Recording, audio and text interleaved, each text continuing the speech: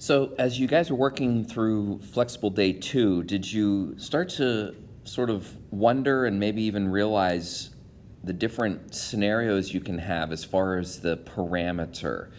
So, in this first example, we were given a restriction on the parameter.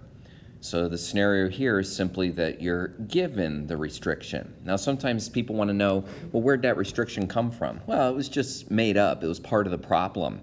But the truth is, eventually these problems are going to have an application, and I'll let you know that usually this restriction has everything to do with time. But again, this restriction was given. So if it's given, you're just going to use it to create your table of values. Of course, starting with t equals -1 and working your way through getting x and y.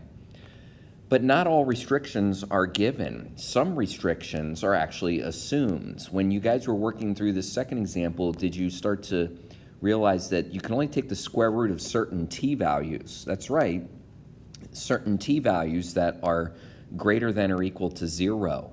So what's happening here is we actually have an assumed restriction on this one.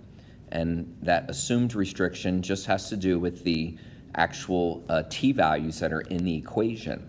Is it always going to be t greater than or equal to 0? I mean, it depends on what kind of equations you're given, but some equations have an assumed restriction, and you have to use that restriction as part of your analysis. But lastly, we have problems that have no restriction.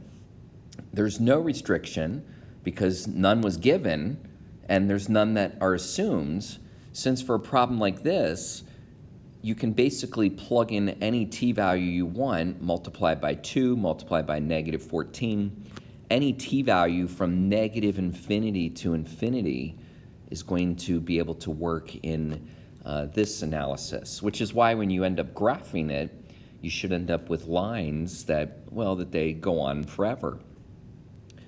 3 scenarios. And this is just kind of part of the parametric concept. You have to be aware so that when you're setting up your table of values, making your graph, that you're using the correct restriction or no restriction on your parameter.